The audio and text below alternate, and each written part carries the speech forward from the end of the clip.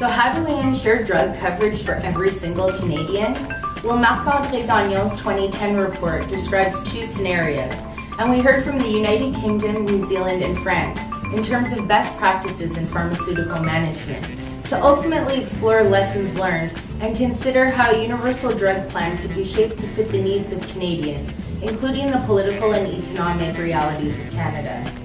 What is clear is that regardless of the model, the main elements that are at play in simply having UDC are the accessibility of coverage, drug pricing, and cost effectiveness.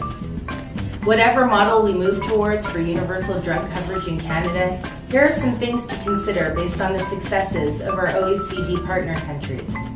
We should avoid aligning cost effectiveness and pricing to influence determining the therapeutic effectiveness of a drug.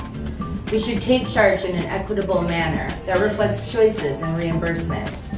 And we should recognize that economic incentive structures that encourage population health are powerful and will make a difference in achieving UDC. Canada fares poorly when it comes to patients not filling prescriptions from doctors because they can't afford them.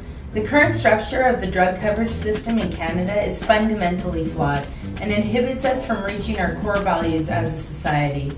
Public policy in line with Canadian values would protect people from financial burdens that are derived strictly from their healthcare needs and ensure that people have reasonable and equitable access to pharmaceutical care.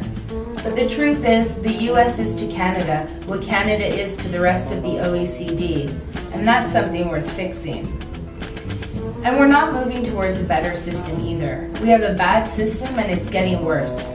Prescription drugs are imperative to healthcare, but have been left out of the healthcare system.